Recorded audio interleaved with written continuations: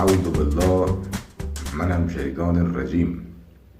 سالی که گذشت پارسال بود، سالی که خواهد آمد امسال است و این یک دستاورد بزرگ برای ملت‌های منطقه است.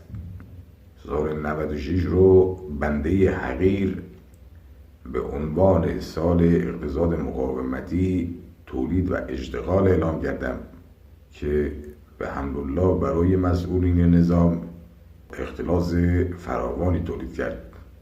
امسال رو اما سال اقتصاد شناور به زن‌القرار اعلام میکنم که مسئولین نظام بدانند امسال دیگر سال آخر است که من اسم سال اعلام میکنم، چون سالی که گذشت سال فشارهای ارتحال آور بود در عرصه بین المللی، تحریم‌های خفه کننده و در عرصه داخلی قیام‌های کوبنده بر جسم ناقص بنده.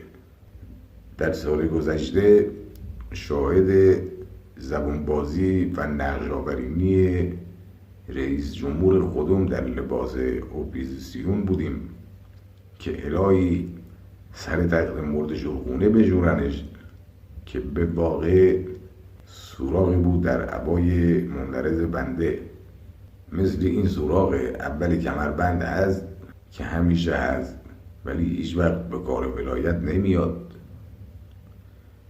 از اتفاقات مهم سال گذشته آشنا کردن ریش بنده با پدیده آتش بود، طوری که من صدای فندک رو شنیدم و ازش عذرخواهی کردم ولی گویی بنده با دیوار صحبت کردم، چون هیچ توفیری حاصل نشد و این قضیه ادامه داره.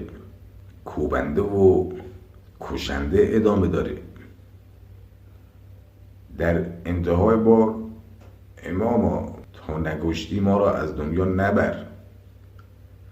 اماما طول عمر با عزت به مرحومین و درگذشتگان نظام عنایت بفرما. به اماما اموات ما را نمیران. به رحمت که یا دمت گرم.